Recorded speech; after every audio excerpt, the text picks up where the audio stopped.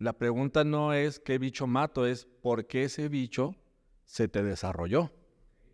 Entonces, ¿por qué tú tienes una infección determinada? ¿Y por qué cuando estabas en un cuarto hay 10 personas, unos se contaminan y otros no? Entonces el problema no es el bicho. El problema es cómo está tu sistema inmunológico, cómo está tu biología, que permitió la sobrepoblación de un microorganismo que normalmente tiene una simbiosis. La enfermedad que le dijeron que era incurable tiene otro significado la palabra y siempre se lo digo. Cuando te digan que es incurable, desglosa la palabra y ponla en inglés.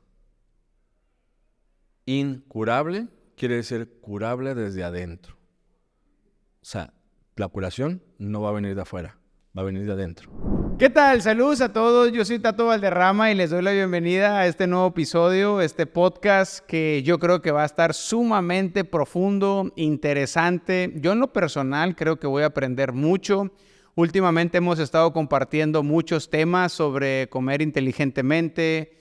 Los temas de adicciones, espiritualidad me apasionan mucho, pero lo bueno es que el invitado de hoy, que ahorita lo voy a presentar, el invitado de hoy le podemos preguntar de lo que sea, ¿no?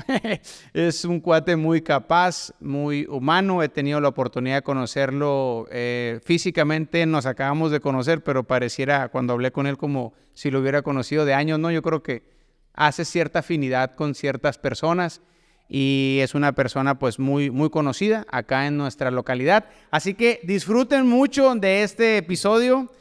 Doctor Monoe, la verdad que qué bendición poderlo tener por acá. ¿Cómo está? Yo encantado de estar aquí, Tato, porque te vengo siguiendo en redes sociales también y veo el trabajo que haces, cómo compartes y todo. Y la verdad, para mí es un honor que me hayas invitado. Cuando recibí tu llamada dije, mira, ahora sí que nos atrajimos con la mente, porque alguna vez pensé, ¿cómo me gustaría compartir ahí con Tato? Y yo estoy encantado de estar aquí. Gracias. No, la admiración es mía.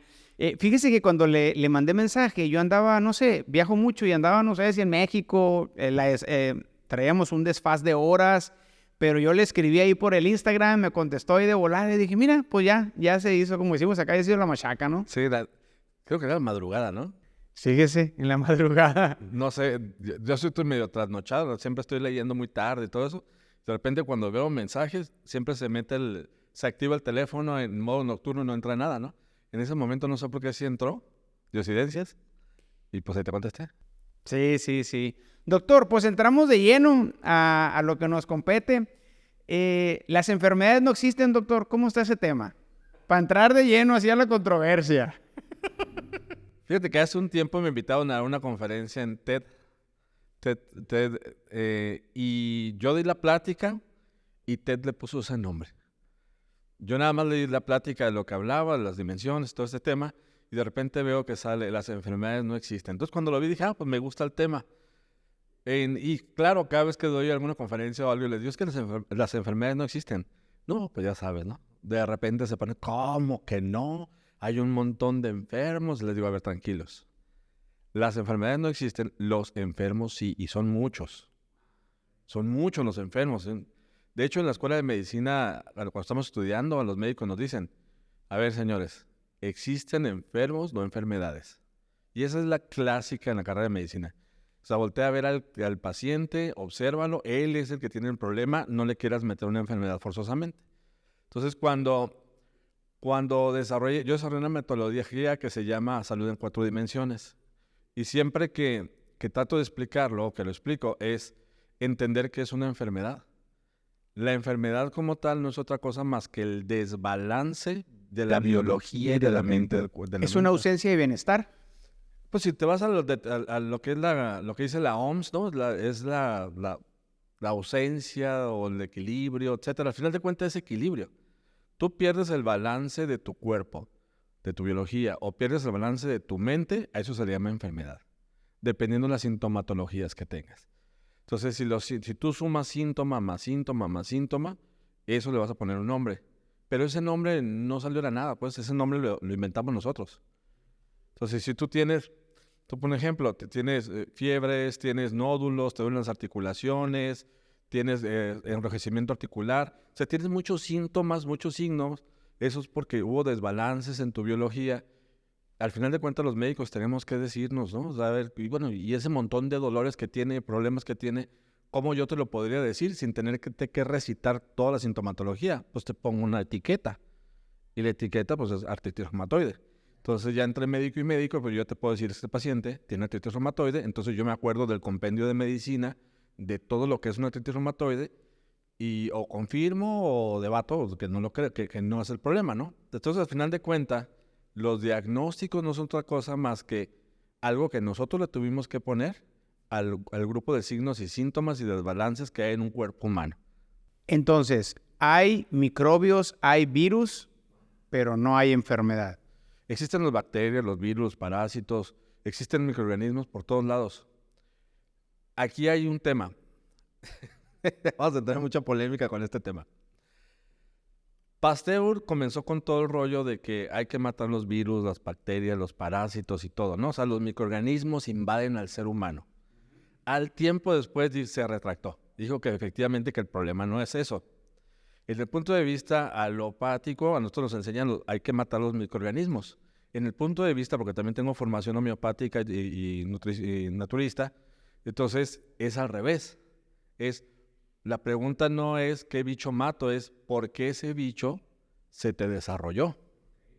Entonces, ¿por qué tú tienes una infección determinada? ¿Y por qué cuando estabas en un cuarto hay 10 personas, unos se contaminan y otros no? Entonces el problema no es el bicho. El problema es cómo está tu sistema inmunológico, cómo está tu biología, que permitió la sobrepoblación de un microorganismo que normalmente tiene una simbiosis. O sea, vivimos en común acuerdo. De hecho, en este planeta primero llegaron los microorganismos y después llegó el ser humano. Órale. Entonces nosotros nos adaptamos a ellos, no ellos a nosotros. Entonces hubo una simbiosis. Entonces llegó un momento que dijeron, ¿sabes qué? Puedes vivir. De hecho, si nosotros nos medimos la cantidad de bacterias que tenemos en el cuerpo de microorganismos, pueden ser igual o mayor que las células que tenemos. Entonces hay muchísimos microorganismos que tenemos adentro. Pero hay una simbiosis, donde dice, bueno, tú eres mi huésped, ¿no? Tú eres mi huésped, no te voy a matar, pero tú tampoco me matas. Entonces hay como una simbiosis donde ambas partes, algunas bacterias me proveen de sustancias, por ejemplo, hay bacterias que me proveen de vitamina K, por ejemplo. Si yo ¿Vitamina K? Sí. Cuando un niño nace, un bebé nace, si el bebé es típico que nace, inmediatamente le inyectan vitamina K. Tú hablas con un pediatra. Entonces, ¿por qué le ponen vitamina K? Porque esos niños muchas veces no traen la flora intestinal correcta, y entonces si las bacterias en el intestino no producen la vitamina K, entonces el niño va a tener un problema de hemorragia porque no va a coagular. Entonces, esas bacterias están ahí para producir esas sustancias. Pero no nomás esos. Hay microorganismos que habitan dentro de nosotros, el sistema digestivo, que producen un montón de químicos para que tu cerebro funcione bien. Si una alteración de la bioquímica de la microbiota intestinal. La microbiota intestinal. Ajá, entonces eso te puede hacer que te deprimas. Hay gente que tiene depresiones permanentes y por más antidepresivos que le dan no lo sacan, pero nunca le voltean a ver ¿cómo andas del intestino, compa? Interesante. ¿Por qué le llaman el segundo cerebro a la microbiota intestinal? Lo que pasa es que el gran porcentaje de los neurotransmisores que se utilizan en el cerebro se fabrican en los intestinos. ¡Wow! No sabía. Hubo el doctor, uno de mis maestros, antiguos maestros en el tema de la medicina natural, el doctor Bernard Jensen. Él escribió un libro muy bonito que se llamaba Purifica tus tejidos a través de los intestinos. Te estoy hablando, ese libro lo escribió yo creo que a principios del siglo pasado. Cuando yo lo leí, tenía bien poquito tiempo que salí de la carrera de medicina, pero me hizo tanto sentido lo que vi ahí, que dije, oye, a ver, ¿cómo está esto? Entonces, él hablaba precisamente de que había otro naturista que se llama el doctor Lazaeta Charán, que era lo que hablaba de que decía que había fiebre en el intestino, ¿no? Y si te vas a la antigüedad, siempre hablan de que cuando hay problemas a nivel intestinal, le ponían lavativas a la gente y le bajaban la fiebre. Y tú hablas con las abuelitas, todas las abuelitas sabían eso. Ponle una lavativa al niño y se le baja la fiebre. Bueno, porque había una sobrepoblación bacteriana intestinal y eso podría alterar no nomás el tema de la inmunidad, sino que ahorita en la actualidad se sabe que el intestino tiene una serie de microorganismos, que esos microorganismos producen una serie de sustancias, que esas sustancias cuando entran al cuerpo viajan, a través de las células, viajan por todo el torrente sanguíneo y son utilizadas en el cerebro. Entonces, esos neurotransmisores se determinan dependiendo del tipo de bacterias que tú tienes en los intestinos. Y está sumamente relacionado, o sea, mi conocimiento hasta donde me alcanza en ese tema, me indica que está relacionado que, pues cuando tengo hambre, ¿verdad? La microbiota manda, controla al cerebro, ¿verdad? Come, no come, etcétera, etcétera. ¿Va mucho más allá de eso? Va más allá de eso. Lo que controla el tema del hambre normalmente no es en sí la microbiota, sino es los niveles de glucosa en sangre. Cuando comienzan a bajar los niveles de glucosa en sangre, se dispara un sistema, un neurofeedback, que lo que hace es que le recuerda al cerebro. El cerebro detecta bajos niveles de glucosa y en ese momento, ¿sabes qué? Viene el antojo viene todo el proceso, ¿no? Hay una serie de hormonas que se liberan en el proceso del hambre. En el tema de los neurotransmisores que se liberan del intestino, va más enfocado al comportamiento. Por ejemplo, yo veo muchos niños con autismo y trastorno de déficit de atención. Cuando yo comencé a trabajar en esto hace muchos años, me tocó platicar con el doctor Shaw, un científico, que él había descubierto que había una serie que los niños con problemas de autismo tenían una alteración de la microbiota intestinal y que esa alteración hacía que liberara ciertos químicos, que esos químicos alteraban el comportamiento de los niños y se podía medir a través de la orina. Y él lo supo porque en el momento que comenzó, él trabajaba por un hospital psiquiátrico en los laboratorios y le hacía medidas de ciertos químicos en las orinas de los pacientes que tenían esquizofrenia. Y sabía que había ciertos picos de ciertos químicos. Y cuando le hicieron los estudios a los niños con autismo, se dieron cuenta que tenían los mismos químicos. Entonces no le hizo sentido y se fue a investigar. Ese químico venía de los intestinos y venía de ciertos microorganismos como el Clostridium, como la Cándida, etc. Y esos... El hongo. Los hongos Cándida y todo. Y se comenzó a dar cuenta que había un desajuste y eso le pusieron ácidos orgánicos, que son ciertos estudios que se hacen en estos niños. Órale, entonces el problema de los niños con autismo tiene mucho que ver con la microbiota intestinal y todo eso. Mucho, mucho. Mucho con eso, mucho con la intoxicación por metales pesados. Está bien relacionado con los metales pesados. O sea, cualquiera nos puede pasar. O sea, cualquiera consumimos verduras, comida en la calle, etcétera, y puede haber una reacción que el diagnóstico sea del que estamos hablando. Hay un factor más. Yo siempre hablo de 4 factores, ¿no? Cuando hablamos de nutrición, hablamos de uno de los 4 factores. Uh-huh. Cuando hablo de lo que viene siendo la salud en 4 dimensiones, que es el concepto que desarrollé, cuando hablo sobre el tema de nutrición, estamos hablando de uno de los 4. Y el hecho de que yo esté comiendo un alimento contaminado no necesariamente me va a dar un problema de autismo, porque todavía hay 3 factores más. El otro factor es el genético. El otro factor es lo toxicológico y el otro factor es el tema emocional. Entonces, se ha visto que hay cierta predisposición en ciertos genes que han encontrado, que por ejemplo en los niños con trastornos de déficit de atención han encontrado ciertos genes que cuando están presentes esos genes es más probable que desarrollen un trastorno de déficit de atención. Entonces, debe de haber un trasfondo genético todavía no descubierto al 100%, que esos niños son más susceptibles a tener una exposición a un tóxico o una deficiencia o un nutriente que le pueda activar el proceso. Por ejemplo, muchos de estos niños que vienen a consulta, algunos de ellos estaban perfectamente bien. 1 o 2 años, al segundo año de repente, ¡pum!, se desconectó. Entonces, cuando yo hablo con los papás, ¿qué sucedió? No, es que de repente estaba bien y de repente se desconectó. Y normalmente siempre vienen acompañados de varios factores. Uno de ellos es infecciones otorrinolaringológicas, después de consumos de antibióticos. O viene después de algún... O sea, los mismos medicamentos lo intoxicaron. No podríamos decir como que lo intoxicó, pero sí digamos que después de una infección otorrinolaringológica, después del consumo de antibióticos, activó algo. Y no es para todo el mundo, porque si no todos los niños estuvieran autistas, pues. Sino son más sensibles, más susceptibles, pero sí es bien común que después de infecciones otorrinolaringológicas con antibióticos, hay niños que se desconectan. Otro tipo de niños es cuando son expuestos a materiales tóxicos o metales pesados, ¿no? Entonces, y así hay un montón de cosas que podemos hablar del tema del autismo. Pero bueno, volviendo a la pregunta que me hiciste, el intestino, ¿por qué el segundo cerebro? Porque por un lado produce un montón de neurotransmisores que utiliza el cerebro.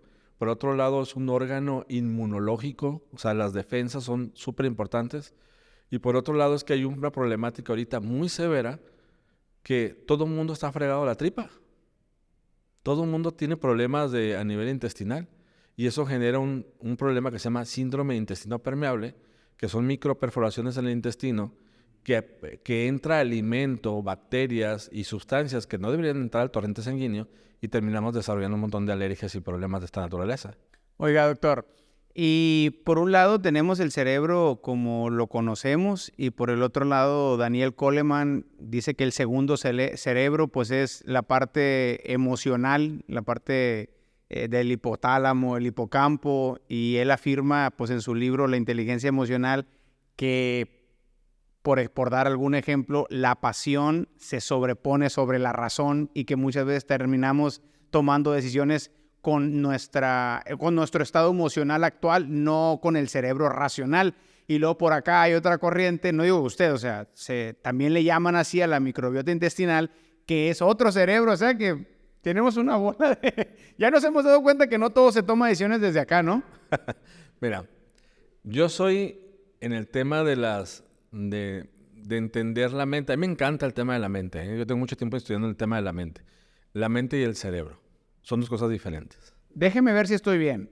El cerebro es este órgano que tiene una distribución, crecemos con él. La mente es la información que le estoy metiendo al cerebro, ¿no? El hardware, el software, ¿no? El hardware es lo duro que tenemos, toda la biología, el sistema nervioso y todo. Y el hardware es la información que le metemos. Entonces, dentro de la información que le metemos es lo que nos va generando todos los conceptos, las creencias y todo este tipo de cosas que hace que se procese en este procesador electrónico que tenemos en la cabeza. La memoria como tal, se sabe que no está en el cerebro, pues.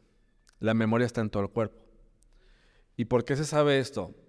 Hay personas que les han trasplantado órganos de otras personas y cuando le ponen el órgano de la persona que le trasplantaron, comienzan a tener recuerdos de la persona a los cuales, de quien era el órgano. Ahí entra en escena la parte del corazón, ¿no? El corazón, es que no nomás corazón, el hígado, cualquier órgano que te ponen, hay asociaciones de personas que dicen que tienen recuerdos, comienzan a cambiar los gustos, o sea, es algo que ya está súper investigado en ese tema. Entonces, el cerebro como tal es como una especie de computadora que procesa información, una data, pero súper sofisticada. Y el software es la información. Bueno, el cerebro tiene tres partes. Una parte que es la neocorteza, la corteza nueva, el razonamiento lógico. Luego tenemos otra parte que viene siendo el mamífero. La parte mamífera, la que es la de proteccionista, la de vivir en manada y todo esto. Y luego tenemos la parte reptil, que es la parte más arcaica del ser humano, que es la de supervivencia. La parte reptil no tiene emociones como lo que viene siendo la mamífera o la parte humana. Esa parte reptil es supervivencia pura. ¿Dónde están las amígdalas? Lo que pasa es que es el lugar donde lo ejemplifican, donde está la base del cerebro, que es la parte reptil, ¿no? Pero para que no se confunda la gente, nada más es la parte de arriba es la corteza, la parte que somos humanos. Y es la que más termina en desarrollarse, lógico, ¿no? La parte frontal, la prefrontal. Ajá, hasta los 23 años más o menos, ¿no? Sí, exacto. Entonces, imagínate, tú que te dedicas mucho al tema de drogas, pues desde chiquito comienzan a utilizar sustancias, pues eso no les termina de cuajar la gelatina, ¿me explico? Entonces no termina de haber esas conexiones que debe haber. Entonces, ¿por qué hay personas que dice, o sea, por ejemplo, Goleman, que dice, ¿sabes qué? Es que deberíamos de hacer cosas y no las hacemos. Nos movemos más por emociones que, bueno, hay que entender qué emoción es. Y eso yo lo veo mucho en la medicina hameriana, en la medicina, en las leyes biológicas. Cuando tú tienes una emoción, que esa emoción es de supervivencia pura, ahí te entran emociones muy básicas. Miedo. El miedo, el coraje, la ira. Mecanismo de supervivencia ¿sabes qué? natural. Voy a vivir, acomodé el lugar y haga lo que tenga que hacer, ¿no? Y ahí entra, por ejemplo, el hambre, la reproducción. O sea, todo eso es cuando estás bien reptil, le llamo yo. Está bien reptil este compadre, ¿no? Porque está muy básico. Y después está la parte mamífera. La parte mamífera es cuando yo veo por los míos, el comportamiento de manada. Y la parte de la neocorteza es el razonamiento lógico. Entonces, una persona que tiene un problema emocional, un poquito antes de eso, para que una persona, una emoción lo enferme, debe de tener 3 características. Eso está bueno. ¿Qué características? La primera característica es que sea una emoción muy intensa. Segundo, que te haya agarrado de sorpresa. Y tercero, que lo vivas en soledad.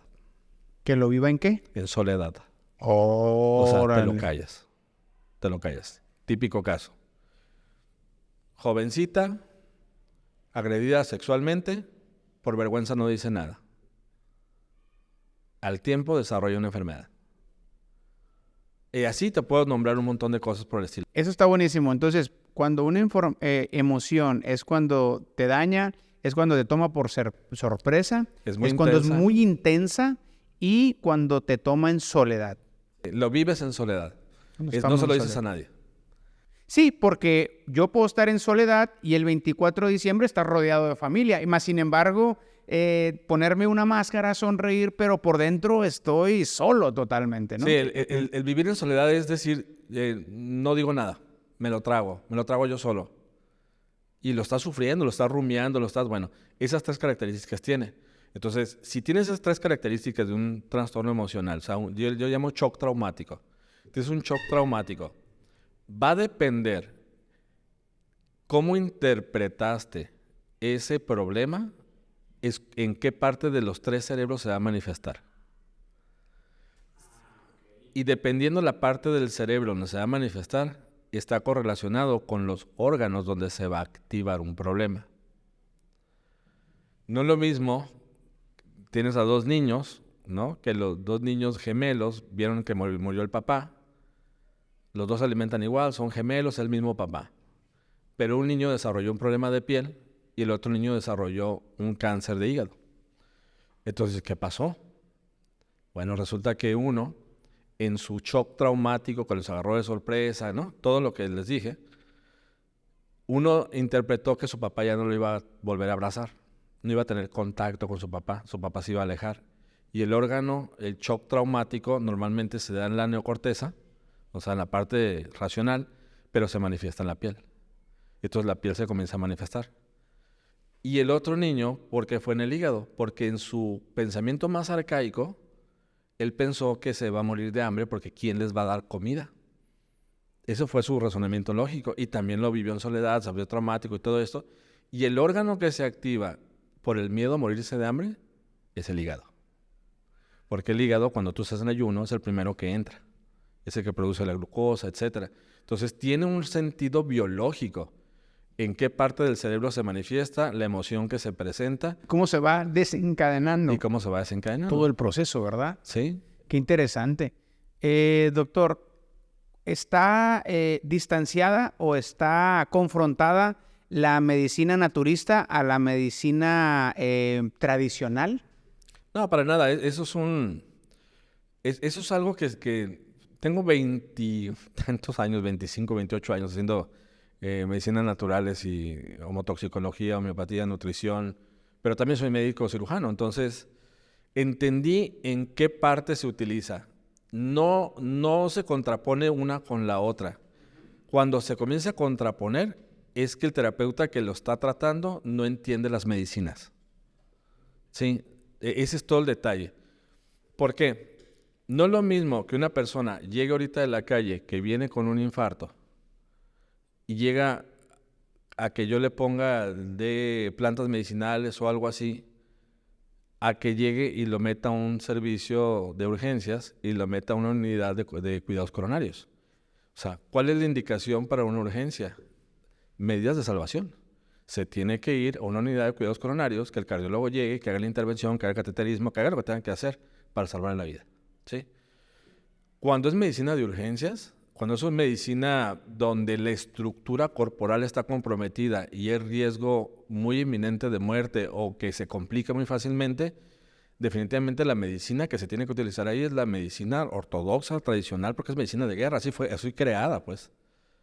Sí, ahí fue creada, así fue creada, ¿sabes qué? Para mantener vivos a los soldados. Claro, así fue creada. Entonces, si yo tengo una urgencia, yo no me voy a ir a poner un homeopático, una hierbita, No, o sea, es rápido, sácame la bronca. ¿Por qué? Porque está en riesgo mi vida. ¿Me sacaste de la urgencia? Ok, entonces ya veo que sigue. ¿Qué ha pasado? Las personas cuando pierden el balance, a lo que le llamamos enfermedad, pierde el balance en diferentes niveles. A ver si voy a tratar de explicarlo aquí para que no nos vayamos a confundir con este tema. Me siguen muchos doctores, ¿eh? Les va a gustar, les va a gustar. Sí. Les va a gustar mucho. Cuando yo lo voy a hacer como una forma gráfica. Tengo un tumor en el hígado. No apareció de ayer a hoy. O sea, hoy la bola me apareció, ¿no? No fue así. Antes de que haya un cambio en la estructura del cuerpo, primero tuvo que haber habido cambios a nivel bioquímico. No puede haber un cambio estructural si no hubo cambio a nivel de la química del cuerpo. Y antes de que haya cambios a nivel químico, tuvo que haber habido cambios sí o sí a nivel eléctrico, porque nuestro cuerpo es eléctrico. Ok, ¿y lo emocional rige lo eléctrico? Ahorita vas a ver. Antes de que haya cambios a nivel eléctrico, tuvo que haber habido cambios a nivel magnético. Antes de que hubiera cambios a nivel magnético, tuvo que haber habido cambios a nivel cuántico. Antes tuvo que haber habido cambios a nivel emocional. Antes tuvo que haber habido cambios a nivel mental. Y lo más profundo es espiritual. Entre más profundo es más difícil diagnosticar. Sí, es menos preciso. ¿Por qué? Porque, diagnostica el tema espiritual, es muy difícil, ¿me explico? Y entre más superficial, es más fácil diagnosticar. Un tumor, le hago una tomografía y ahí sale, ¿me explico? Entonces, siempre hay cambios a diferentes niveles. Dependiendo del nivel donde esté el desajuste, es la terapéutica correcta. Si tú tienes una persona enfrente que tú sabes que acaba de pasar un shock traumático, hace unos meses se le murió un ser querido, la persona está teniendo un problema de depresiones severísimas y todo este tema, y llega, pues es evidente que fue el shock traumático. No se trata nada más de darle un medicamento y de darle un antidepresivo, es, ¿qué la traumó? Fue la muerte del familiar. Hay que trabajar multidisciplinariamente para ayudarle a que lleve ese duelo de forma correcta y no se enquiste como una emoción y termine dando un problema futuro. Entonces, dependiendo del nivel, es donde tienes que... Es donde debe trabajar. Ejecutar la medicina. Exacto. Lo que la gente está esperando, en resumidas cuentas, es que usted diga qué es mejor, ¿verdad? O sea, decir... Depende. Pero obviamente nos acaba de contestar. Depende del momento y de la situación que se presente. Claro. Si es urgencia, como dice usted, pues no puedo curarte con hierbas, no puedo curarte con una terapia, no puedo, te tengo que mandar a operar, te tengo que mandar a que inmediatamente... Claro, lo que pasa es que hay como diferentes, otros niveles que hay también. La evolución de una enfermedad tiene varios niveles. La primera fase es cuando está todo normal. No hay síntomas, está todo normal. El siguiente escalón es cuando hay inflamación y se manifiesta por dolor. ¿Sí? Inflamación. La siguiente fase después de la inflamación es una inflamación crónica. Lo voy a ir llevando como ejemplo para que sea más claro. Yo estaba muy bien de mi rodilla, no pasaba nada. Y de repente me comenzó a doler. Se me inflamó y se me puso roja. Inflamación. Se me quitó, jamás volvió. Fue una inflamación aguda. Mi cuerpo lo reparó, se acabó. Oye, es que me está volviendo el dolor una y otra vez. Es una inflamación crónica. Pero todavía no me truena la rodilla, o sea, simplemente me está duele y duele, inflamación crónica. Sigo abusando de la rodilla. Después que sigue, se destruye la rodilla. Ya suena, está toda chueca, crepita. Bueno, ya pasaste al siguiente nivel, que ya es un proceso degenerativo. Entonces ya el tratamiento es diferente. Y el siguiente nivel es cuando hay muerte celular. O hay tumoración o muerte celular. Son como niveles. Entonces, Si una persona está en una inflamación aguda, pero no pone en riesgo la vida, pero es molesta, ahí se puede utilizar la medicina natural perfectamente bien. Es muy similar al tema de los usos y los abusos de sustancias. Hay 4 tipos de consumo. El primero es el experimental. Pues se puede tratar de una manera muy, no lo quiero decir pasajera, pero se puede llevar a cabo un proceso preventivo, correctivo hasta cierto tiempo, un shock, un buen límite, una buena consecuencia, pero de ahí si no se detiene del consumo experimental, va a seguir el consumo ocasional, del ocasional sigue el habitual y del habitual el crónico compulsivo, donde ya es totalmente otro proceso, internamiento, desintoxicación y otro tipo de cosas, ¿no? Entonces es muy similar a lo que usted nos está platicando. Como secciones, ¿no? Por ejemplo, una persona que entra en una fase de una enfermedad que es aguda o crónica, pero no llega a ser degenerativa, cuando estás en esa fase, la medicina natural es bien buena. ¿Por qué? Porque es cambio de hábitos, buenas alimentaciones, es trabajo con las emociones, es utilizar plantas, es utilizar nutrición, es utilizar todo lo que está a tu alrededor para volver a retomar control de tu biología. Pero ¿qué sucede? No estamos dispuestos a dejar alimentos. Si, tú, por ejemplo, hoy tuve una paciente que con hígado graso, y le digo, es muy sencillo, tú lo único que tienes que hacer es dejar los carbohidratos. ¿No? Y se te va a quitar sin medicamentos, sin nada más alimentación, para hacer ejercicio, toma eso, tus omega y se acabó. Ay, doctor, es que las tortillas de harina. ¿Me explico? Entonces, no están dispuestos a soltar el hábito, por eso es que continúa el problema. Entonces, las primeras fases entra dentro de las medicinas naturales y todo esto es muy bueno. Cuando es algo que no pone en riesgo la vida, que es algo que es crónico, pero que quizá un medicamento es algo muy fuerte como para darle, oye, te voy a dar una Naproxen, te voy a dar antiinflamatorios durante toda la vida porque te está doliendo tal lugar. Mejor pregúntate por qué. Le voy a hacer una pregunta que yo considero un poquito atrevida y lo he escuchado y es un tema pues muy debatible. ¿Usted cree que es recomendable las quimioterapias en el cáncer? Sé que hay diferentes fases del cáncer y mi pregunta es porque lo que vemos en la sociedad es que la quimioterapia pues está no lejos, está lejísimos. Mi esposa y yo dirigíamos un voluntariado de un albergue de niños con cáncer. Híjola, o sea, pues a todos los niños les daban sus quimioterapias, a los adultos que llegaban también, y yo sinceramente, yo creo que en esos años que yo estuve ahí, yo no me recuerdo un caso que pues se la libró, podríamos decirlo, una chica muy hermosa, y tiempo después supe que volvió otra vez el cáncer a su vida. Entonces, ¿usted recomienda las quimioterapias o no recomienda las quimioterapias? Mira, cada uno de los tratamientos que existen, quimioterapia, radioterapia, tratamientos autoinmunológicos, lo que sea, tiene un uso muy específico, ¿no?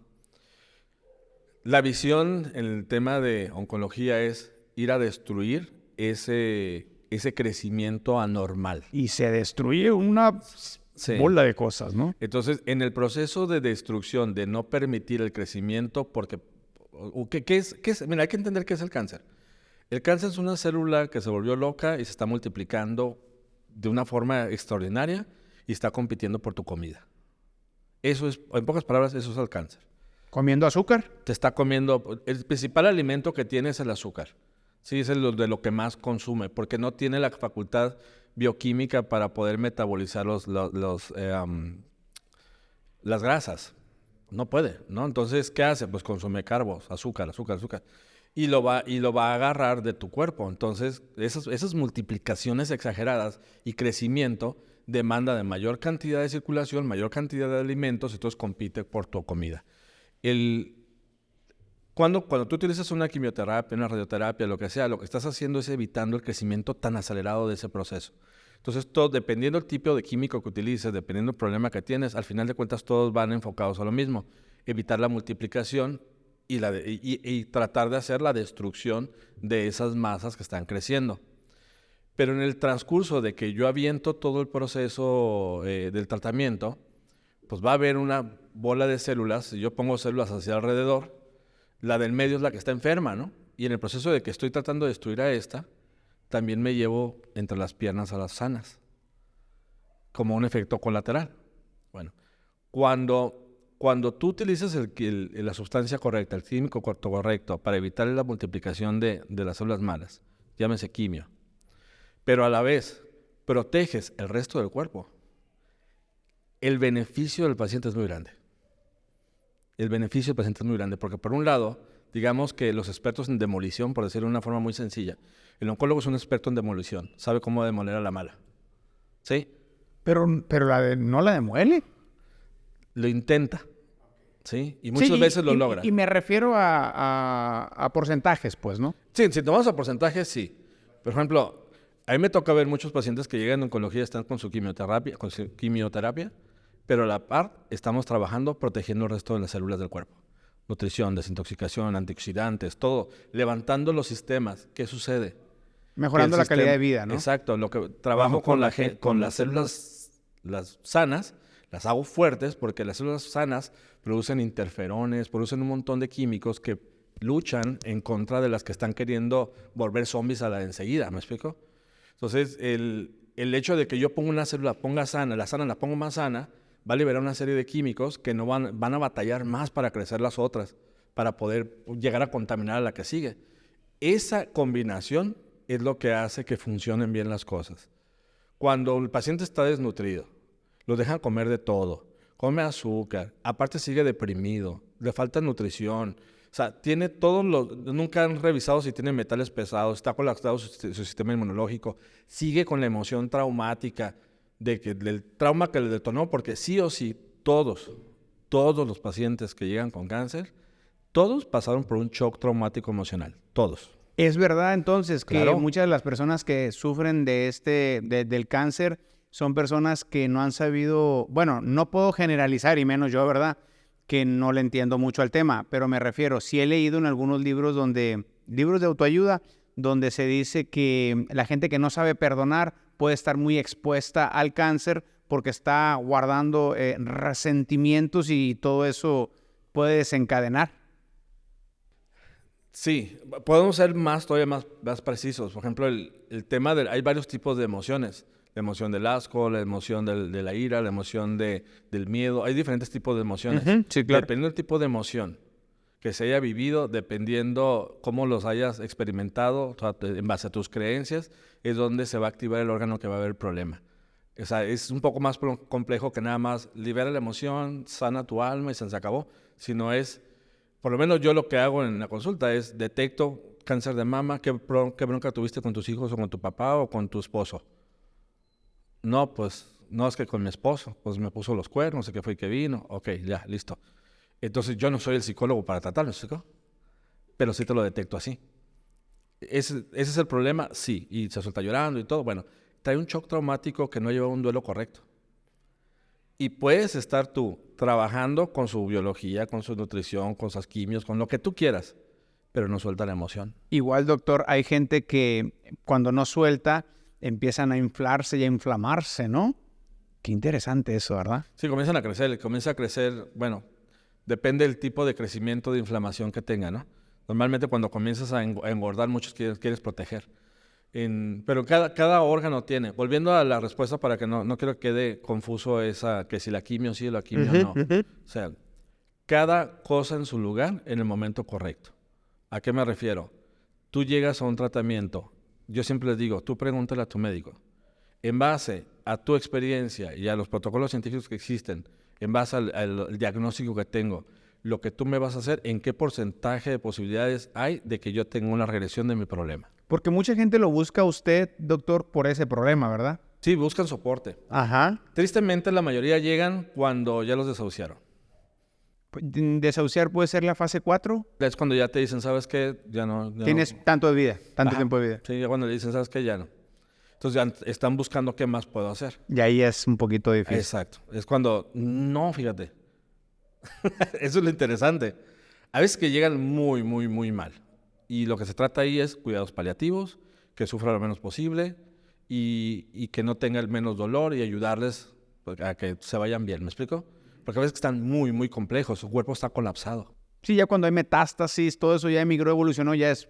Más que metástasis, porque hay mucho contra metástasis. Su cuerpo está colapsado. Sus emociones están colapsadas. La gente está cansada. Ya O sea, no quieren pelear. Lo que no quieren pelear. Entonces, en el momento que yo hablo con ellos, les digo, o sea, porque una cosa es que toda tu familia quiera que tú te eches un round. Y otra cosa es que tú tienes ganas de pelearlo. Y es muchas veces te dicen, no, yo ya me quiero ir. Entonces, cuando me dicen, ya me quiero ir, ok, ¿qué te puedo ayudar? Es que no quiero sufrir dolor. Es que quiero que no hincharme. O sea, ya les ayudamos con los temas de cuidados paliativos, ¿me explico? Hay gente que llega y dice, yo no... Pero, o sea, dicen que tengo ese diagnóstico, pero no acepto el pronóstico. Entonces voy a hacer todo lo que esté de mi parte para echarme un round y a como nos toque. Entonces, cuando llega alguien así a como nos toque, es, ok, ¿la? Entonces, ¿qué es mi función? Mi función no es decir esto sí, esto no. Mi función es, aquí está enfrente el arsenal. Es tu decisión, porque tú eres el dueño del cuerpo. ¿Qué quieres que hagamos? Te explico para qué funciona cada una de ellas. Y ya la decisión la toma el que es dueño del cuerpo. ¿Cómo lidia usted con las personas que le dicen, así como me lo dice, yo ya estoy cansado y prepáreme el camino porque ya estoy colgando los guantes? O sea, ya no quiero pelear por este problema y ya estoy planeando estar del otro lado. Normalmente me apoyo mucho de psicología y tanatología. Porque no es un tema que yo les pueda resolver, pues. O sea, no le puedo inyectar ganas de vivir, ¿pues, chico? Porque quién sabe que están viviendo en sus casas. Aunque platico, normalmente cuando yo hago una historia clínica la hago en base a la medicina funcional. Tú me dices, vienes por esto, un problema. ¿Qué problema tienes ahorita? Es este. Pero luego me voy atrás. ¿Y antes qué pasó? ¿Y antes qué pasó? Y me puedo ir hasta tu infancia para ir encontrando todos esos puntos que se van uniendo para entender el proceso. Entonces, cuando una persona llega, ¿sabes qué? Vengo abajo, platico, o sea, platicamos mucho con ellos, pues. Entonces, para encontrar exactamente cuál es el problema.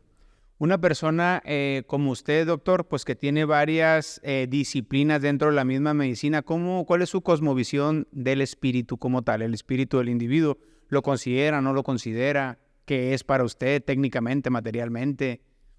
¿Cómo lo puede escribir? Te lo voy a explicar de una forma muy, muy como yo lo entiendo, ¿no? Como yo lo entiendo. Es un misterio. Sí, es un misterio, pero es como yo lo entiendo. Yo creo que es fácil, se lo he explicado a los niños y me han entendido con este tema. Tú eres este teléfono, ¿no? Y este teléfono, si no se actualiza después de un tiempo, ¿qué le pasa al teléfono? Pues ya no va a funcionar. Comienza a fallar, ¿no? Ajá. Llega un momento que va a fallar totalmente. Entonces, ¿con qué se conecta este teléfono? Se conecta con el Wi-Fi, ¿sí? Se conecta para poderse... Pero el hecho de que se conecte al Wi-Fi de tu casa no quiere decir que está conectado a la información infinita. Entonces, tu mente puede estar conectada a tu cuerpo, pero si no está conectada a algo superior, entonces no hay una actualización del software.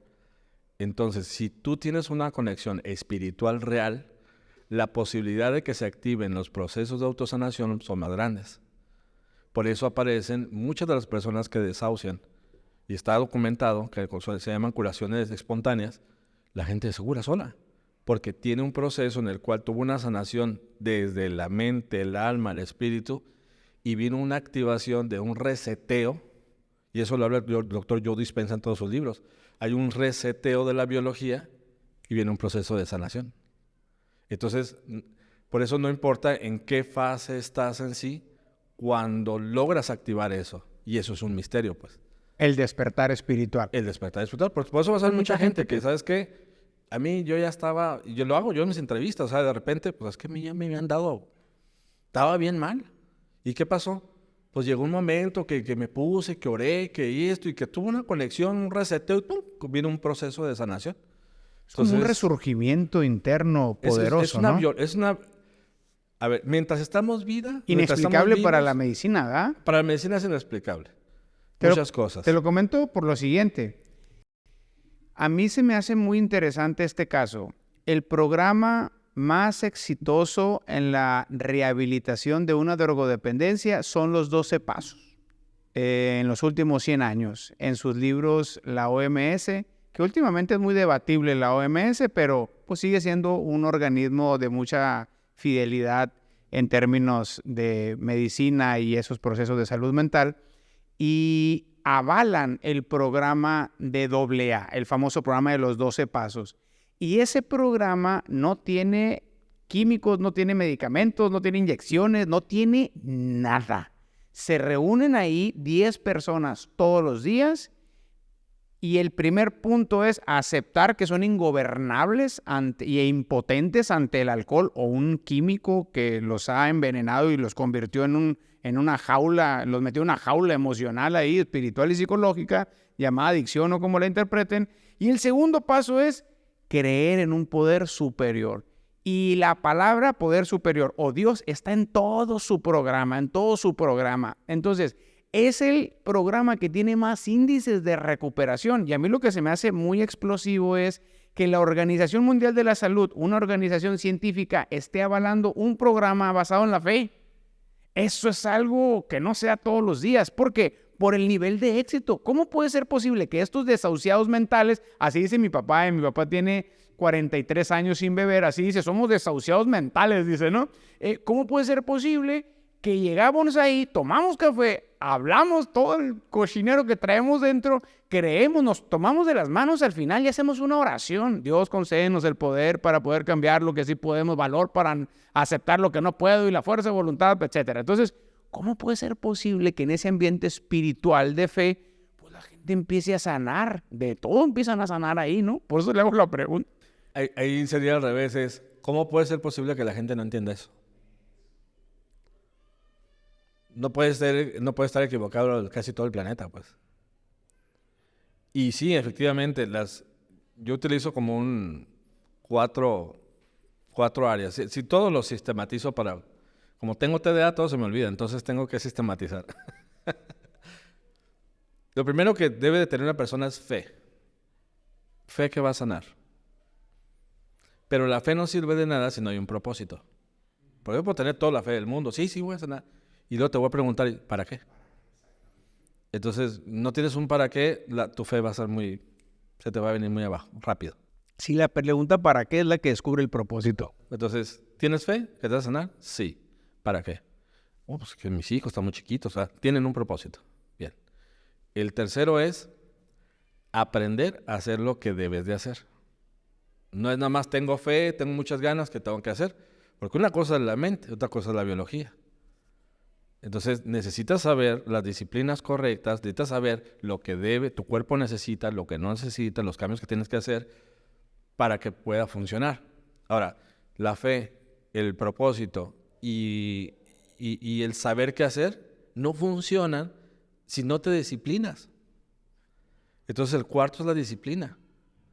Tú tienes disciplina haciendo lo correcto porque tienes fe y tienes un propósito.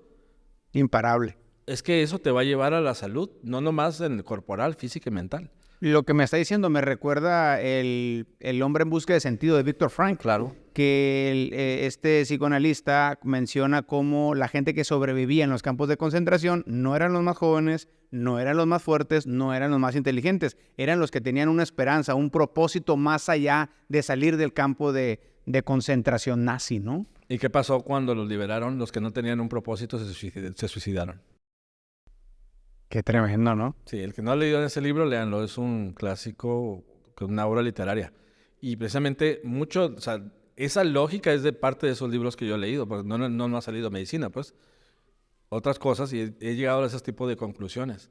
Cuando una persona tiene el propósito, sí tiene fe que se va a salvar, que tiene un propósito para qué, sabe lo que tiene que hacer, se disciplina, entiende que hay varios niveles de su enfermedad, entiende que es un reto que se va a echar encima, pero no es imposible, y que la enfermedad que le dijeron que era incurable tiene otro significado la palabra, y siempre se lo digo.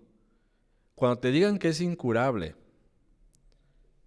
desglosa la palabra y ponla en inglés. Incurable quiere decir curable desde adentro. O sea, la curación no va a venir de afuera, va a venir de adentro. Uy, qué profundo eso, ¿verdad? Qué interesante.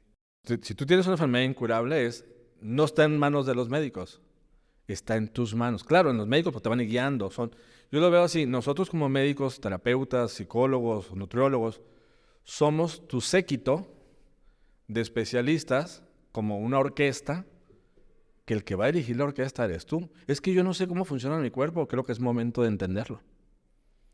Para saber cuándo voy a utilizar a mi psicólogo, cuándo voy a utilizar al nutriólogo, cuándo voy a utilizar al cirujano, cuándo voy a utilizar al naturista. Y eso se orqueste en pro de tu salud. Por eso yo tengo cursos en internet donde la gente le enseño a tomar control de su salud. O sea, responsabilízate de tu cuerpo, es tuyo. Entiéndelo. Y utiliza la sabiduría y el conocimiento de los especialistas para tomar tus decisiones a tu favor. Sí, históricamente el ser humano ha tratado de poner sus propias responsabilidades en manos de otros, ¿no? La fe igual. Van con un ministro, sacerdote, pastor, como le gusten poner de título, y ponen ahí todo, ¿verdad? Quieren que él ore por ellos, quieren que su fe te alimente en todos los aspectos, quieren que la revelación que Dios le da a él sea la revelación que uno tiene, cuando uno tiene que desarrollar ese músculo espiritual, activar esa antena, ¿verdad? Para nuestra deidad, que es la fe, ¿sí?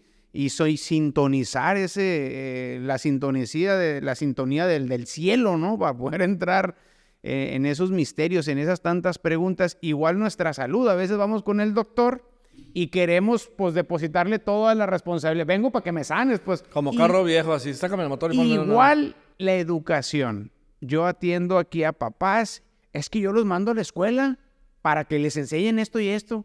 O sea, siempre estamos delegando cosas que es nuestra responsabilidad.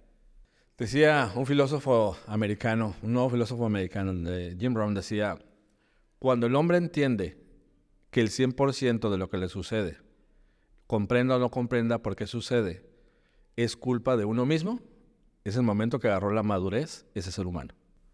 Cuando nos hacemos responsables. Claro, pues, ¿no? Oye, es que choqué, es que ese se me atravesó. No, piénsala bien. Te vas a dar cuenta que no fue así. Sí, hay una frase en el tema de la recuperación de adicciones que dice, el adicto tal vez no es culpable de su adicción, pero es responsable de su recuperación. Y eso aplica para todo, ¿no? Tal vez yo no soy culpable de mi genética o de tantas cosas, pero es mi responsabilidad si quiero vivir bien lo que me quede de vida, pues ponerme las pilas, ¿no? Sí. Ahorita que tocas el tema de la genética, o sea, quizá yo nací pero se ha demostrado que lo puedo modificar. O sea, ¿Cómo se puede modificar la genética? Mira, hay dos cosas. Una cosa es, tú naciste con una mutación genética. Por ejemplo, un niño que nació con síndrome de Down, primero era una célula, la primera célula se alteró algo en su genética, y luego esa misma célula se partió en 2 y luego en 4, ¿no? Se comienza a multiplicar y formó un niño, ¿sí? Todas las células tienen alterado su código genético porque hubo una mutación. Hay otra cosa que sucede, que es cuando no es un tema de mutación en sí, pero que pareciera que estamos bien, pero no están siendo leídos correctamente los códigos genéticos. Y cuando no son leídos correctamente los códigos genéticos, las células que se encargan de fabricar proteínas, es lo único que hacen, no producen la proteína de forma correcta. ¿Cómo puedo conocer mi genética? Hay estudios ahorita. Hay estudios, te mandan saliva, te la analizan, te sacan todo el mapeo. Yo creo que en un futuro, así como les sacan el tamiz a los niños para ver si no tienen problemas con la tiroides, yo creo que van a estar haciendo, yo creo que le van a hacer un estudio genético. Porque si yo te hago todo el perfil genético, veo se llaman polimorfismos, cuando están mal leídos los códigos genéticos. Cuando tengo polimorfismos y yo veo, oye, desde que naciste traes este polimorfismo, o sea, compadre, te explico que nunca vas a poder la vitamina B transformarla en metilada. Entonces tú tienes que tomar sí o sí vitamina B12 metilada toda la vida. Porque así naciste. Porque si sigues creciendo, si con esa falla, te va a dar un infarto a muy corto plazo. ¿Por qué? Porque los niveles de homocisteína siempre van a estar altos. Porque ya por genética no traes bien el asunto ese, pues. Al alcoholismo, por ejemplo, se le ha atribuido, hay una corriente científica que le atribuye mucho la enfermedad del alcoholismo, que es una enfermedad, pues es una drogodependencia, a la genética. Yo tengo mis pros y mis contras. Yo considero que la genética sí juega un rol fundamental en el sentido de que hay personas que pueden recibir ese químico y su cuerpo reacciona de una manera distinta a otra persona que a lo mejor puede estar en una carne asada y se echa una cheve, 2 cheves y tranquilamente, y si él quiere dice no quiero y el otro no, le entró una ansiedad o una desesperación por continuar. Pero entran muchas cosas ahí porque más allá de la genética no es lo mismo que una persona una esposa que acaba de perder al esposo esté tomando sola en su casa en Navidad, llorando, a que esté en otras circunstancias. O sea, el impacto pues va a ser devastador dependiendo de la situación emocional actual. Entonces, pues no todo es genética y no todo tiene que ser emocional, sino descubrir qué fue lo que detonó el problema, ¿no? Ahí es donde entran las 4 dimensiones que te acabo de decir. Se me hizo bien interesante ayer que me dijiste ahí por es donde teléfono eso. Pero yo dije, a la torre, qué chambón del doctor está.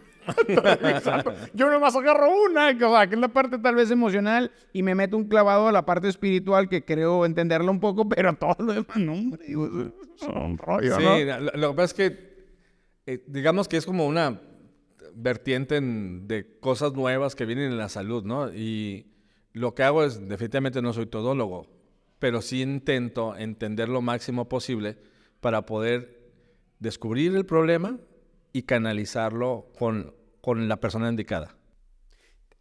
Con la pregunta que le dije, lo de modificar la genética, me dio una respuesta muy técnica. Para poder comprender más, de una manera más fácil, deme un ejemplo. Por ejemplo, mi esposa es alérgica al café. Toma y le da migraña. Pues ella dice, yo soy alérgica al café, no debo tomar café porque pues, no me cae bien el café, ¿no? ¿Cómo ella pudiera modificar para poder disfrutar café?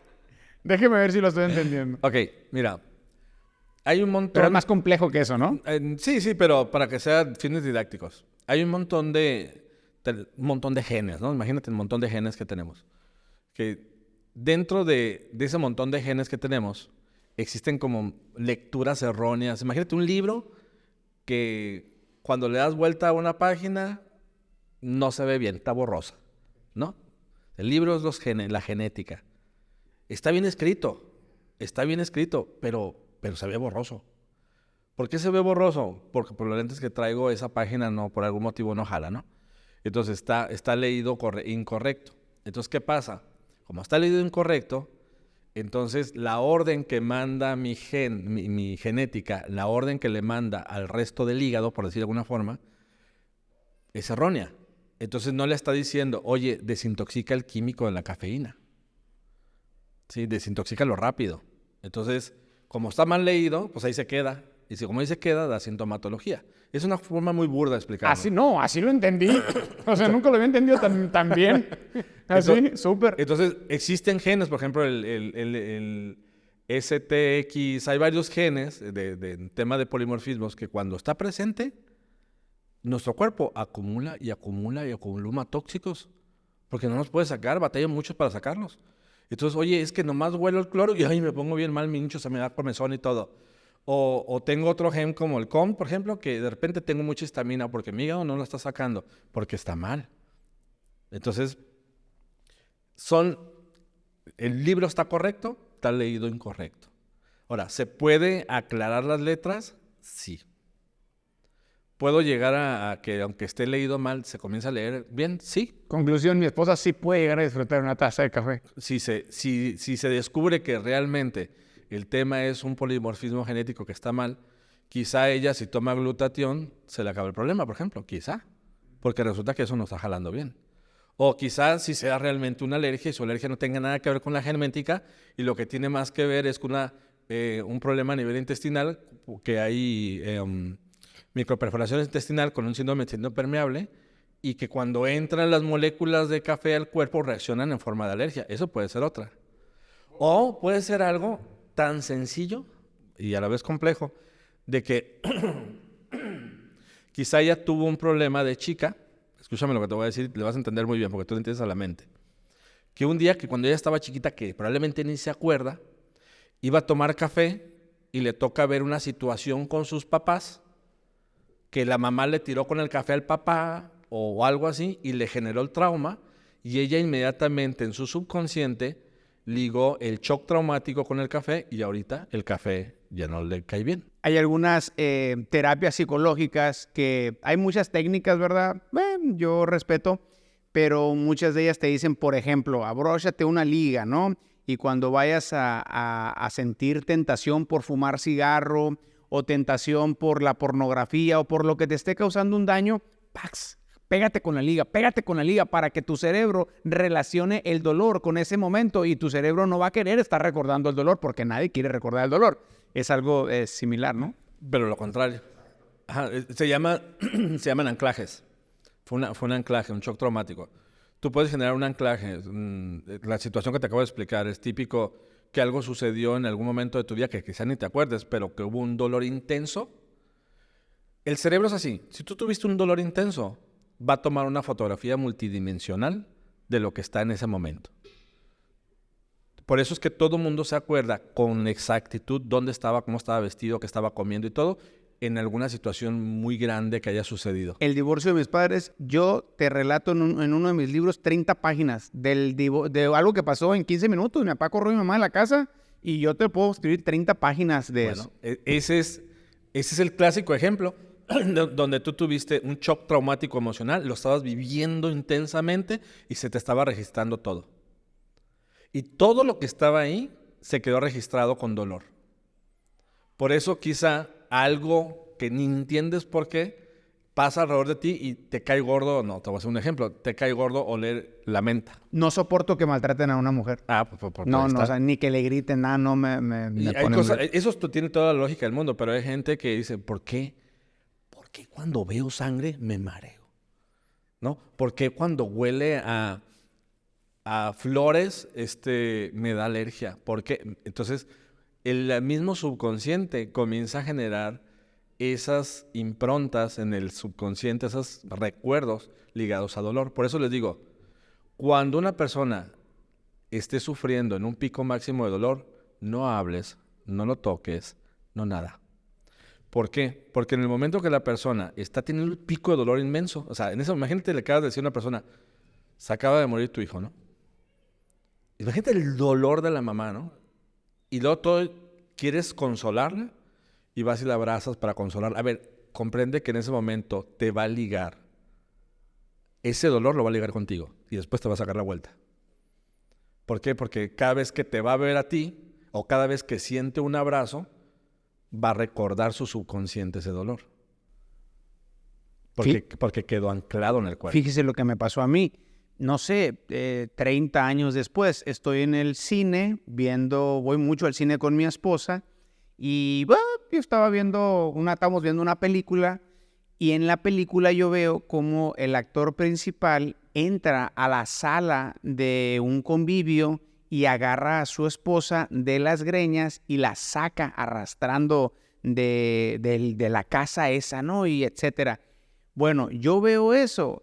Inmediatamente, doctor, cuando salgo del cine, en mi mente empiezo a ver yo haciéndole eso a mi esposa. Tardé 6 o 7 meses con eso en la cabeza. No sabía cómo lidiar con eso. Mi formación espiritual me llamaba a pelear contra fortalezas demoníacas dentro de mi mente y no se iban las fortalezas demoníacas. Y lo bueno que yo tengo mucha transparencia con mi esposa. Yo le decía, o sea, literalmente viví una época muy difícil porque me asustaba. Yo estaba cocinando y veía un tenedor y en mi mente yo me veía lastimándola. Entonces, para mí fue difícil comentarle. Gracias a Dios, mi esposa no me tomó miedo. Simplemente lo vimos en la manera de, pues hay que tratarnos esta situación. Pero me trataba y sentía yo que no recibía la ayuda correcta porque no se me quitaba el problema. Bueno, ya después hay un libro por ahí que se llama El campo de la batalla está en la mente, de Joyce Meyer. Ese libro me liberó, ¿verdad? Me ayudó a no pensar en eso, no darle importancia, porque lo que hacía yo era estar peleando todo el santo día con ese pensamiento y era como estarle dando fuego al aire al fuego. Y ahí lo traía hasta que lo desactivé. Simplemente en ese libro leí que cuando venía ese pensamiento, pensar en otra cosa. Y así empecé a desactivarlo. Venía el pensamiento y ponía a pensar otras cosas, ¿verdad? Y proseguía. Y así lo fui debilitando hasta que pues ya no tengo esos recuerdos, ¿verdad? Pero es precisamente lo que dice usted. O sea, ese trauma que yo viví, una película en el cine lo volvió a traer de mi subconsciente a la realidad y wow, o sea, me pegó una sacudida bien tremenda. Llegó al punto, doctor, fíjate, eso yo creo que nadie lo sabe porque es algo muy íntimo. Llegó al punto en que una consejera, una amiga psicóloga me dijo, porque ni ella misma estábamos viendo por dónde, me dijo, cuando pase eso, aléjate de tu mujer, aléjate. En lo que vemos cómo vamos a solucionar el problema, aléjate. Y yo pasaba eso, porque yo veía o sea, todo, pum, y con ella nomás, no con nadie más. Yo en mi vida le he puesto en la mano encima a una dama, menos a mi esposa. Entonces, pero era eso, ¿no? Y ahora entiendo, doctor, por qué mucha gente puede llegar a hacer cosas inimaginables por esos traumas que se convirtieron en realidad otra vez, ¿no? Sí. Profundo ese tema. Sí. Sí, son shock traumáticos. Y eso lo ves en el tema de la salud muy frecuentemente. Porque en la plática sale, ¿no? Cuando yo hago la historia de vida, inmediatamente, ¡pum!, sale el trauma. Y hay veces que no es ni siquiera en un recuerdo, en alguna etapa que sea fácil de recordar. A veces el trauma es el gestacional. Sí, desde que estuvieras en la panza, ¿no? De que igual tu mamá sufrió, me explico, y todas esas emociones. Las emociones son químicos. Sí. Entonces los químicos... Es una manifestación química, ¿no? Claro, entonces esas emociones caen en el bebé. Sí, hay esas emociones. Entonces, pues, desde que naces, puedes ya traer esas emociones. Cuando fuimos hace poco a terapia, porque mi esposa y yo tomamos la decisión de adoptar a nuestro segundo hijo, y yo estaba aplicando el mismo sistema de educación o de formación en casa, ¿no? Yo también soy sistemático, pues no, rutina, esto, y para que haya un sistema, funciona a base de un sistema. Creo que lo que hay un sistema se puede medir y tiende a mejorar el sistema, el orden, ¿no? Y así nos manejamos. Entonces, cuando yo voy con la psicóloga, me dice, pero ¿por qué estás educando igual a Luna que a Aslan? Y yo, pues, ¿por qué los voy a educar de una manera distinta? Pues, simple y sencillamente porque él viene arrastrando un trauma y posiblemente Luna fue deseada desde el vientre. Wow. Pues sí, efectivamente, no puede ser lo mismo. Entonces, hemos estado haciendo los ajustes, ¿no? Y también las personalidades tienen que ver. Sí, no se educan igual. Sí, no, y ahí entraríamos en un tema de temperamentos y otro otro podcast. Ese es otro podcast. Otro podcast, ¿no? Doctor, para finalizar, el tema de los tóxicos o cómo lo maneja usted, se me hizo muy interesante ayer que hablábamos porque, pues, todo lo que usted me estaba describiendo, yo dije, no, pues, con todo el químico que traigo yo, desde la loción, el gel y todo, o sea, nos estamos contaminando continuamente, ¿no? Sí, mira, es algo de los 4 que dijimos, ¿no? Genético, nutrición, que es de resistencia orgánica, que es la nutrición, los tóxicos y las emociones. En el tema toxicológico, es un tema bien interesante porque estamos en un planeta que cada vez está aumentando la carga tóxica, porque se están inventando sustancias que no estaban en el planeta y el cuerpo no tiene la capacidad de metabolizarlos. Entonces, el hecho de estar en el planeta respirando es suficiente como para estar inhalando toxinas. Lo bueno es que nuestro cuerpo tiene se llaman órganos inmuntoriales, son órganos de desintoxicación. El hígado, el riñón, la piel, el intestino, siempre estamos sacando tóxicos. Por eso es que no nos envenenamos en una semana. El cuerpo lo está saque. Pero sí llega a haber un momento donde hay ciertos químicos que el cuerpo no puede metabolizar. Y como no lo puede metabolizar, los va a secuestrar en los tejidos. Y lo va a meter en la grasa, y lo va a meter en el hueso, y lo va a meter en el hígado, y lo va a meter en el cerebro, y lo va a meter... Y ahí lo va a estar secuestrando porque no puede estar en el torrente sanguíneo. Y cada sustancia, cada cosa que tenemos, solvente, el olor a nuevo, las aguas embotelladas, los plásticos todo está entrando en nuestro cuerpo. Entonces son venenos, pero en microdosis, con depósitos crónicos. Y cuando tú comienzas a tomar toxinas en el ambiente, eso lo que comienza a suceder es comienza a bloquear la biología. Entonces dice, oye, es que... No deja trabajar tu naturalidad. Exacto.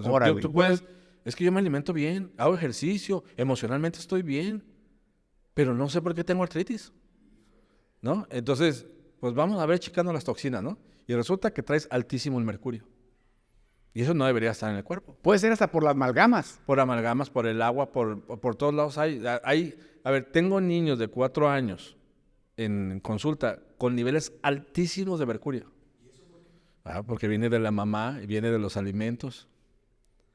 ¿sí? Entonces, los depósitos se pueden hacer dependiendo la genética, si más rápido se quedan en el cuerpo o los eliminamos. Entonces, es una combinación de factores que uno tiene que ver en este asunto. Estamos expuestos y la verdad es que difícilmente nos vamos a ir al Himalaya a tomar agua del Rocío. Me explico, vivimos en la ciudad y ya nos toca. Hay que ser conscientes de las cosas que son más tóxicas para tratar de eliminarlas. O sea, todo lo que es procesado, ya sabemos, o sea, toda la cantaleta que todos los que has entrevistado te han dicho, ¿sabes? ¿Sabes qué? El agua desbotellada, lo que está ahí, las toxinas, o sea, ya sabemos, es más, ya sabemos, no necesito ni decirte todo lo que es. Entre más natural comamos, más de hambre nos muramos, por decir algo, o sea, menos comamos durante el día, más nos movamos, mejores emociones tengamos, vamos a vivir más y mejor. Hubo un estudio que hicieron en Estados Unidos hace muchos años, donde fueron a analizar un pueblo, que ese pueblo no se enfermaba. Es una investigación muy grande que hicieron en Estados Unidos. Y, ¿sabes qué? No se enferman. Y los investigaron, efectivamente, no se enfermaban. Y había viejitos, había de todo. Entonces decían, bueno, debe ser por la genética, porque eran inmigrantes italianos. Roseto se llama el lugar. Entonces, la analizaron a todos y dijeron, porque el pueblo enseguida son de los mismos y allá sí se enferman. Entonces no es genético. Bueno, ha de ser porque no toman. No, miren, chupirules. Entonces no es eso. No han de fumar. No, hombre, fumaban igual que todos. Entonces, pues, ¿qué es? Entonces, no, analizaron, no encontraron. El caso es que como no encontraron, fueron sociólogos a analizar por qué sucedía eso, ¿no? Y lo que encontraron es que en un pueblo de 3.500 habitantes había 20 asociaciones sin fines de lucro para apoyo comunitario. Entonces comenzaron a investigar y se daban cuenta que una persona llegaba sola, una mamá soltera llegaba sola, inmediatamente la hacían parte de una familia. Inmediatamente la metían y en una familia donde comían todos los días, papá, hijos, nietos, donde había familias enteras. Entonces todo eso se comenzaron a dar cuenta de que hacía que las personas generaron un fenómeno, y el fenómeno es que se sentían integradas, se sentían protegidas. Y se dieron cuenta que las personas que se sentían parte de una comunidad, se sentían queridas, protegidas, eran personas que bajaban la guardia, su estrés disminuía y las personas no se enfermaban. Entonces, ¿qué pasa aquí? Muy atinadamente ahorita platicamos, ¿no? ¿Cómo a ti te nació comenzar a buscar el núcleo familiar? Entonces, si tú proteges tu núcleo familiar, comienzas a proteger alrededor de ti lo que comes, las emociones, lo que ya platicamos, tu calidad de vida va a ser mejor y por más tiempo, porque no se trata nada más de vivir más, se trata de vivir mejor. Interesante, doctor, interesante. Pues aquí nos pudiéramos quedar acá mucho más tiempo, ¿verdad? ¿Dónde te puede encontrar? Bueno, a grandes rasgos, con todo lo que yo me quedo, sin duda ha sido toda una clase lo que usted nos ha compartido aquí, pero yo me quedo con eso. El día de mañana, si uno tiene un déficit, un problema de salud físico, emocional, lo que sea, es muchas veces seguir buscando dónde está el problema. No solamente conformarnos cuando se nos dice a lo mejor un diagnóstico, ¿sí? Porque comimos algo nada más. No, también revisar nuestra parte emocional, observar quién nos puede ayudar con la parte de los tóxicos, que es la verdad, yo es la primera vez que lo oigo de esa manera, porque es algo que no lo consideramos simplemente, ¿verdad? Pero tiene lógica, pues, tiene lógica que si me pinto el pelo o algo va a afectar ese químico, ¿no? Hace poco, cuando mi esposa anduvo revisando su problema de tiroides y todo eso, ella investiga mucho igual que yo, y bueno, yo le decía a mi esposa, te ríes si traes una ferretería, le decía yo, porque de pequeño sus papás, para no batallar, le llenaron la boca de amalgamas, pues, ¿no? Que son los que como aluminio, pues, ¿no? El mercurio. Entonces, nos dimos cuenta en una investigación que hay por ahí que el mercurio cada cierto tiempo está soltando gases y ese gas pues se lo está tomando, por eso creo que se descontinuó ese tipo de resinas con mercurio, no sé cómo sea el término correcto. Entonces, qué importante es pues estar revisando, sobre todo cuando no reacciona nuestro cuerpo, ¿verdad? Y no se soluciona el problema, pues estar revisando otras maneras también donde pueda estar el problema. Es verlo por todos lados. Lo que pasa es que si tú tienes un problema tienes un problema determinado, nomás pregúntate emocionalmente cómo andas.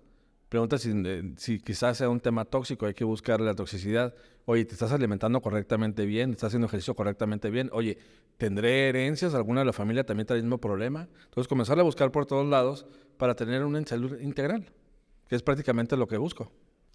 Perfecto. ¿Dónde lo podemos encontrar, doctor? ¿Usted se dedica a dar consulta nada más o qué otras cosas hace?